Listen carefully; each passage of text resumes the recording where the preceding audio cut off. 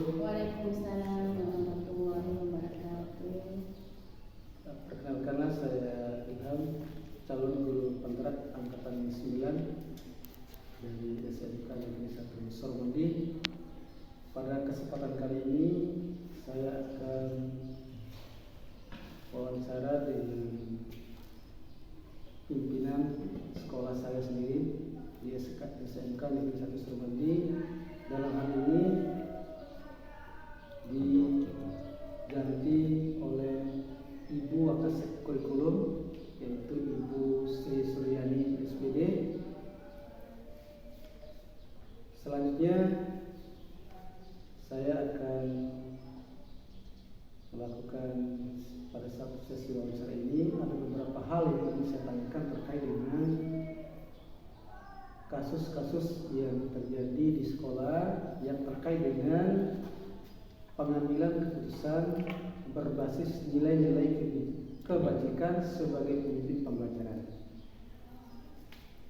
Sebelumnya saya mohon maaf Ibu Sri Suryani sudah menyita waktunya, karena pada kesempatan kali ini sesuai dengan alur kegiatan kami, yaitu ini di modul 3.1 ya.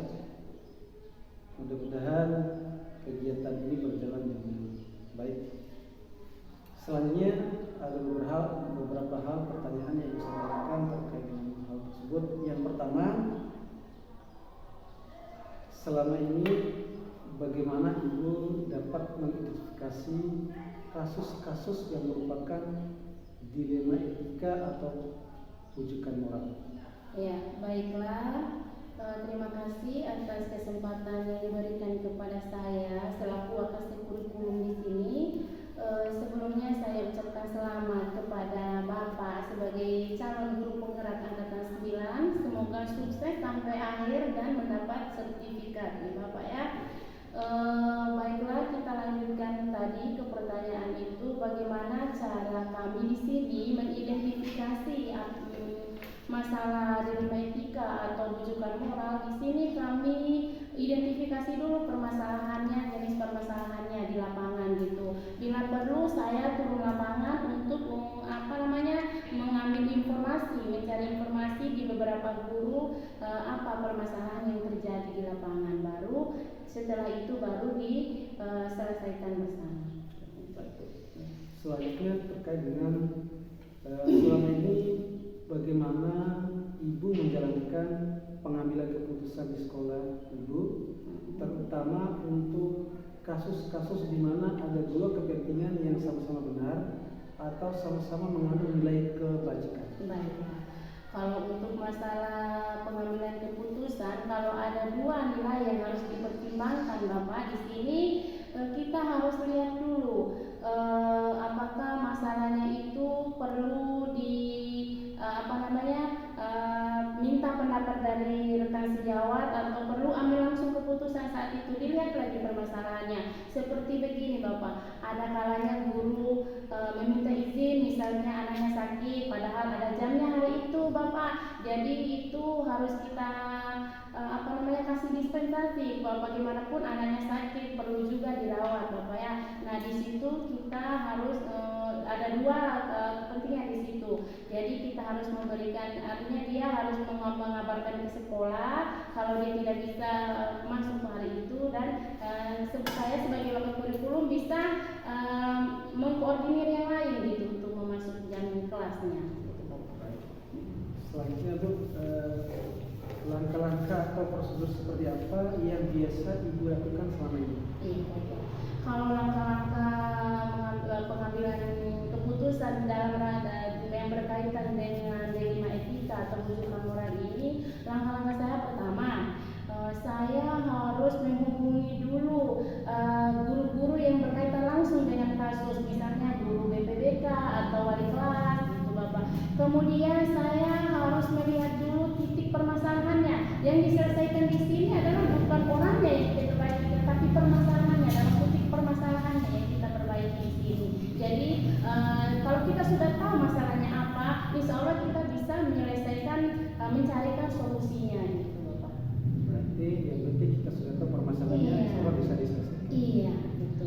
Terus selanjutnya terkait dengan hal-hal apa saja yang selama ini Ibu anggap efektif dalam pengambilan keputusan pada kasus-kasus dilema etika. Baiklah. Berdasarkan pengalaman saya di sini, dalam pengambilan keputusan dilema etika ini selalu efektif, Pak, sebab kita mengambil keputusan itu kita melihat resikonya ke depan. Kita lihat dulu apa manfaatnya ke depan. Jangan sampai kita mengambil keputusan ini, oh salah ini. Jangan sampai keputusannya demikian, nanti bisa imbasnya kepada sekolah itu. Jadi kalau ada masalah kita harus rapatkan dulu dengan beberapa stakeholder yang ada di sekolah yang berkepentingan yang berkaitan dengan masalah itu, baru kita rundingkan apa manfaatnya pengambilan keputusan ini nanti dan apa risikonya ke depan. Sangat Artinya efektif. yang pertama itu dampaknya dulu. dipikirkan dulu, terutama untuk dampak pada siswanya. Iya, begitu. Terus selanjutnya hal-hal apa saja yang selama ini merupakan tantangan dalam pengambilan keputusan pada kasus-kasus dilema etika. Baiklah. Kadang-kala dalam kita mengatasi suatu masalah di mana-mana ya, terutama saya sebagai wakas di kurikulum di sini ada tantangan, terutama kalau permasalahannya sudah menyangkut ke orang tua siswa atau ke masyarakat gitu. Itu artinya masalahnya sudah global, sudah besar gitu. Itu saya merasa ada tantangannya karena kita harus menyatukan pikiran kita, menyatukan pendapat itu berbagai macam orang, itu banyak kepala, itu tantangan bagi saya. Begitu Bapak, itu tantangannya. Kita menyatukan pendapat dari banyak orang itu ya. Tantangannya. Artinya menyatukan pendapat itu adalah merupakan tantangan. Iya, begitu. Terus selanjutnya, apakah Ibu memiliki sebuah tata kelola atau jadwal tertentu dalam sebuah penyelesaian kasus dilema etika? Apakah Ibu langsung menyelesaikan di tempat atau memiliki sebuah jadwal untuk menyelesaikannya? Bentuk atau prosedur seperti apa yang Ibu jalankan? Baiklah. Kalau untuk jadwal tetap, kami tidak membuat jadwal tetap di sini Pak ya, karena permasalahannya itu timbul tidak ada jadwal gitu. Permasalahan itu bisa saja timbul setiap hari, 1 kali seminggu, 1 kali 2 minggu. Jadi kita tidak ada jadwal tetap untuk penyelesaian, untuk mengkonseling permasalahan di sini. Jadi di sini setiap kali ada permasalahan yang besar, yang kecil itu dilihat dulu. Kalau tidak memerlukan kalau permasalahannya kecil, tidak memerlukan orang banyak untuk menyelesaikannya, langsung di detik itu juga harus diselesaikan. Tetapi kalau permasalahannya sudah menyangkut berat itu, seumpama masalah siswa, kasus perkelahian dan sebagainya, itu kita perlu rapatkan seluruh wakasek atau yang berkaitan langsung dengan permasalahan itu, seperti wali kelasnya juga perlu diundang Bapak. Iya. Selanjutnya terkait dengan adakah seseorang atau faktor-faktor yang selama ini mempermudah atau membantu Ibu dalam pengambilan keputusan dalam kasus-kasus dilema etika? Iya, pasti ada. Tidak bisa pengambilan sendiri Bapak ya, karena ini merupakan lembaga. Suatu lembaga itu memerlukan banyak orang, yang terutama semua stakeholder yang ada di dalam sekolah lembaga ini kita libatkan gitu. Jadi permasalahan apa kita kaitkan dengan terutama wakasek, seperti tadi yang saya ungkapkan, wakasek itu perlu diundang. Terus guru BPPK yang berkaitan langsung dengan masalah-masalah yang timbul di sekolah. Kemudian wali kelasnya, itu beberapa orang yang berkaitan langsung dengan permasalahan dilema etika. Baik Bu, ini yang terakhir terkait dengan dari semua hal yang telah disampaikan Ibu tadi, pembelajaran apa yang dapat Ibu petik dari pengalaman Ibu mengambil keputusan dilema etika? Oh ya, baiklah, pengalaman saya selama ini Pak, saya bisa membangun komunikasi positif sesama rekan sejawat. Kemudian yang kedua, berkoordinasi, berkolaborasi dengan baik antara sesama, itu kita bangun kerjasama dengan baik. Melalui permasalahan ini juga kita menyatukan pendapat dan kita satukan frekuensi kita di dalam sekolah ini, membangun visi-misi kita jadi satu Bapak. Itu adalah apa namanya tadi? Pertanyaannya tadi? Terkait dengan pembelajaran. Iya, pembelajaran yang saya dapat itu terutama bisa bekerja sama dengan baik, menyatukan pendapat dengan teman yang berbeda sehingga kita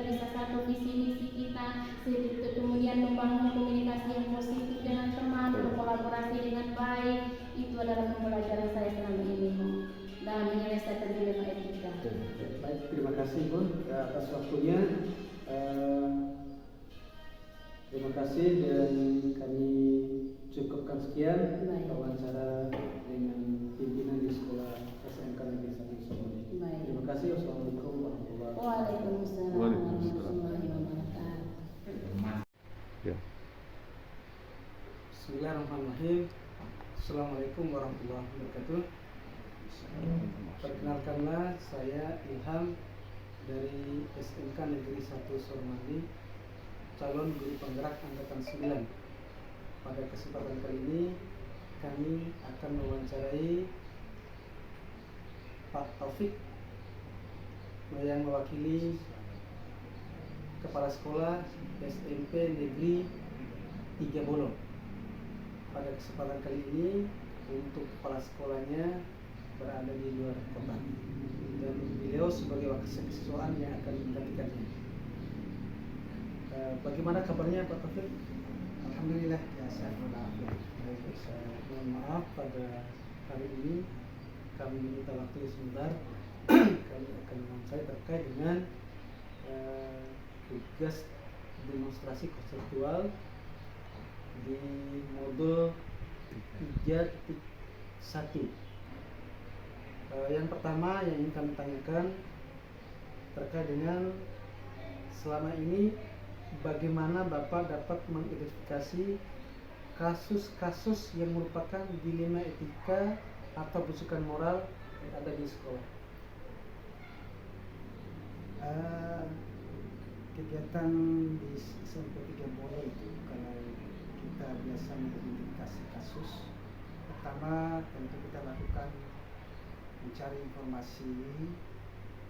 Kadang kita akan turun langsung cari informasi ke masyarakat, kadang kita harus memanfaatkan kemampuan atau tugas yang dimiliki, dan semua pihak kita mintakan informasi sehingga semua persoalan itu bisa teridentifikasi apa masalahnya,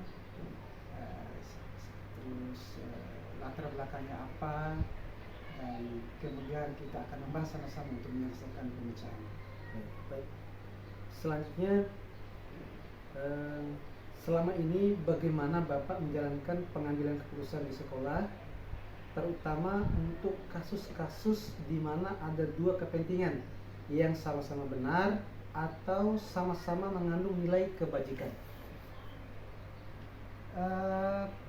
Kita melakukan satu prosedural, tentunya berlandaskan aturan main, yaitu kita harus meminta pandangan dan pendapat para guru, para wakil kepala sekolah, bahkan dalam mengambil satu keputusan penting itu kita harus libatkan juga suatu komite. Nah, seperti itulah modelnya. Selanjutnya terkait dengan langkah-langkah atau prosedur seperti apa yang bisa Bapak lakukan selama ini, langkah-langkah ini. Langkah pertama tentu untuk menangani suatu persoalan itu, kita berkomunikasi dulu dengan Wakasek, kemudian berkomunikasi dengan guru BK selaku petugas yang mengidentifikasi semua persoalan yang ada di sekolah ini, dan kita berkomunikasi juga dengan wali-wali kelas, para guru, untuk membicarakan secara bersama. Setelah itu baru kita berembuk untuk mencari solusi pengambilan suatu keputusan. Selanjutnya terkait dengan hal-hal apa saja yang selama ini dianggap efektif dalam pengambilan keputusan pada kasus-kasus dilema etika. Hal-hal yang paling penting adalah bagaimana kita merespon masalah itu untuk bisa kita mengambil keputusan secara cepat. Jangan sampai kita biarkan. Untuk secara cepatnya itu kita harus melangkah untuk segera mengambil suatu tindakan berupa musyawarah secara bersama, dan jangan dibiarkan berlarut, supaya kita mendapatkan suatu pandangan-pandangan, pendapat-pendapat dari berbagai pihak seperti wakase, guru, orang tua murid, dan sebagainya. sehingga secepat itu pula kita harus mendapatkan suatu keputusan sehingga masalahnya selesai. Terima kasih. Terus selanjutnya terkait dengan apakah Bapak memiliki sebuah tata kelola atau jadwal tertentu dalam sebuah penyelesaian kasus dilema etika? Apakah Bapak langsung menyelesaikan di tempat atau memiliki sebuah jadwal untuk menyelesaikannya? Misalnya bentuk atau prosedur seperti apa yang Bapak jalankan? Dalam mengambil sesuatu keputusan berdasarkan suatu timer masalahnya, kita tidak perlu waktu lama, kita melakukannya secara spontan saja, tidak perlu ada jadwal dan sebagainya. Jadi ada masalah, secepat itu pula kita ambil suatu tindakan untuk menyelesaikan persoalan itu. Jadi sesuai dengan kebutuhan pada Sesuai saat dengan itu. kebutuhan saat itu. Dan untuk selanjutnya terkait dengan adakah seseorang atau faktor-faktor apa yang selama ini mempermudah atau membantu Bapak dalam pengambilan keputusan dalam kasus-kasus dilema etika? Beberapa faktor yang bisa saya identifikasi itu ya, pertama ada interaksi dan komunikasi. Ketika kita berkomunikasi dengan guru, berkomunikasi dengan wakasek, berkomunikasi dengan pihak-pihak lain seperti TU dan bahkan orang tua murid secara lancar, maka semua persoalan bisa diselesaikan. Artinya yang bisa membantu ini mulai dari Wali murid, terus komite, guru, bahkan tenaga pendidikan kita libatkan. Terus selanjutnya yang terakhir Pak, dari semua hal yang telah disampaikan, pembelajaran apa yang dapat Bapak petik dari pengalaman Bapak mengambil keputusan dilema etika? Yang bisa kita petik adalah bahwa dalam mengambil keputusan itu ada dua faktor yang memang mungkin berlainan arah. Ketika kita mendapatkan suatu pendapat yang berbeda di dalam memberikan pandangan untuk pemecahan. Namun demikian, makin banyak pendapat itu tentu makin banyak juga pemecahan yang sehingga kita bingung mengambil keputusannya. Karena itu biasanya kita mengambil pandangan yang berdasarkan latar belakang dengan suara-suara terbanyak, sehingga semua konsekuensi apapun namanya kita tanggung secara bersama. Tidak ada yang Taufik, wakasek kesiswaan dari SMP Negeri 3 Bolo. Mungkin begitu saja untuk sesi wawancara saya pada kesempatan kali ini. Terima kasih. Wassalamualaikum warahmatullahi wabarakatuh. Waalaikumsalam. Ya. Ya. Bismillahirrahmanirrahim. Assalamualaikum warahmatullahi wabarakatuh. Perkenalkanlah saya Irfan SPG, calon guru penggerak angkatan 9 dari SMK Negeri 1 Sormandi, Kabupaten Bima. Pada kesempatan kali ini kami akan mewawancarai Bapak Kepala Sekolah SDN Negeri IMB atas nama Bapak Kepala Sekolah Bapak Yasin SPD. Mohon maaf Kapanda, pada hari ini kami menyita waktu beberapa menit ke depan. Dan hari ini kami akan mewawancarai terkait dengan kasus yang pernah dihadapi oleh Bapak terkait dengan kasus dilema etika atau objekan moral. Ya. Oke, terima kasih. Kita kembali ke wawancara. Yang pertama, pertanyaan yang kami ajukan terkait dengan bagaimana Bapak dapat mengidentifikasi kasus-kasus yang merupakan dilema etika atau objekan moral. Ya, baik. Dalam menangani kasus dilema etika dan moral itu, pertama harus mengetahui dulu persoalan apa yang terjadi atau permasalahan. Setelah itu kita mencarikan solusi atau jalan pemecahannya. Nah, apakah ini sesuai dengan aturan atau tidak? Ini hal yang pertama. Nah, kalau memang ini sesuai dengan aturan, maka kita mengambil keputusan berdasarkan aturan. Kalau ini memang bertentangan dengan aturan, maka keputusan itu Ini sangat luar biasa. Jadi alhamdulillah Jadi Bapak sudah melakukan komunikasi dengan tepat. Terus yang kedua, selama ini bagaimana Bapak menjalankan pengambilan keputusan di sekolah Bapak, terutama untuk kasus-kasus di mana ada dua kepentingan yang sama-sama benar atau sama-sama mengandung nilai kebajikan.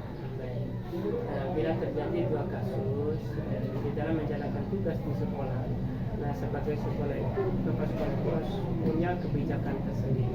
Nah, mencari tahu dua hal itu, kenapa umpamanya guru itu tidak bisa hadir dalam alasan apa, lalu dicarikan solusinya. Nah, langkapan apa, kemudian setelah itu kepala sekolah meminta atau mengharapkan kepada guru-gurunya untuk memberikan pendapat yang mendampingi kepala sekolah. Terima kasih. Terus yang selanjutnya yang ketiga, langkah-langkah atau prosedur seperti apa yang bisa Bapak lakukan selama ini? Ya, langkah-langkah yang pertama itu kita harus mengumpulkan data, kemudian setelah itu kita mencari persoalan yang dihadapi, kemudian yang terakhir itu banyak sih yang harus kita lakukan, tapi dari sekian yang kita lakukan itu ada beberapa pokok penting yang harus kita lakukan bila terjadi hal-hal yang itu. Nah, itu hal-hal yang pernah kita lakukan di sini bila ada terjadi melanggar etika atau apa tadi, moral. Iya. Dilema Dilema. moral. Selanjutnya terkait dengan hal-hal apa saja yang selama ini merupakan tantangan dalam pengambilan keputusan pada kasus dilema etika. Ya, Tantangannya. tantangan yang kita hadapi di sekolah ini, keputusan itu kadang-kadang menjadi psikologi kejiwaan bagi sekolah dan juga psikologi kejiwaan bagi guru. Padahal kalau memang kita tegakkan aturan, tidak ada sebenarnya yang harus kita lakukan. Tetapi karena yang dominan dalam kegiatan ini adalah masalah perasaan terhadap mengambil sebuah keputusan. Padahal di dalam kegiatan itu baru bisa ditegakkan bila kita mematuhi peraturan di dalam mengambil sebuah keputusan. Ini sangat luar biasa menurut saya. Terus yang selanjutnya terkait dengan pertanyaan yang kedua ini, apakah Bapak memiliki sebuah tata kelola atau jadwal tertentu dalam sebuah penyelesaian kasus? Dalam di sini tidak ada jadwalnya, karena terjadinya kasus etika dan dilema moral ini kan tiba-tiba terjadi. Nah, sehingga dalam pemecahan pun secara tiba-tiba juga, sehingga di dalam penyelesaiannya kadang-kadang kita bisa bermusyawarah dan mufakat dengan dewan guru lainnya, kemudian kenapa hal ini terjadi. Nah, ini yang kita lakukan selama ini terhadap pelaksanaan kegiatan di sekolah. Selanjutnya pertanyaan selanjutnya terkait dengan adakah seseorang atau faktor-faktor apa yang selama ini mempermudah atau membantu Bapak dalam pengambilan keputusan dalam kasus-kasus dilema etika? Ya, yang jelas di sini terlibat karena di sini ada wakil orang tua yang namanya komite. Tapi sebelumnya bila bisa diatur oleh kepala sekolah dengan dewan guru sejawat, kita tidak akan mengambil keputusan di sekolah. Tapi bila permasalahan ada etika jauh lebih berat dan lebih besar, maka akan kita libatkan komite sebagai wakil dari masyarakat yang ada di sini. Terus yang selanjutnya yang terakhir, dari semua hal yang telah disampaikan, pembelajaran apa yang dapat Bapak petik dari pengalaman Bapak mengambil keputusan tentang dilema ini? Baik, dari hal-hal yang terjadi, pertama sampai terakhir pun ada sebuah pengalaman yang kita alami kemarin bahwa peristiwa yang terjadi itu kadang-kadang benar positif, kadang-kadang benar negatif. Nah, antara keduanya itu adalah menjadi pelajaran yang berharga untuk mengatasi persoalan yang kita hadapi di dalam Baik, terima kasih. Jadi untuk wawancara terkait dengan persoalan problematika dan rujukan moral sudah selesai. Sekali lagi kami ucapkan terima kasih. Terima kasih banyak Pak.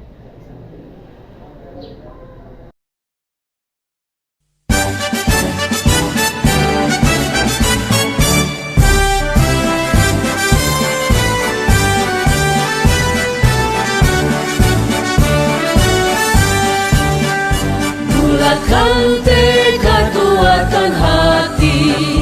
Negeri ini memanggilmu kawan.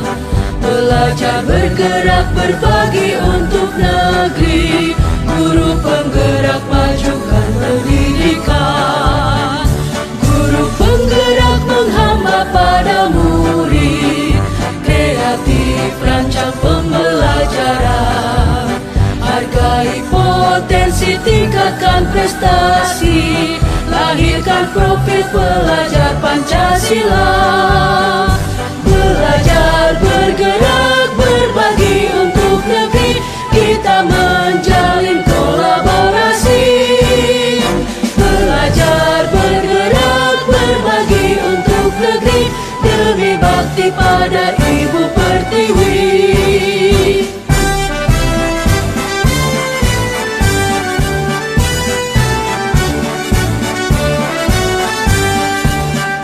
Bulatkan tekad, kuatkan hati.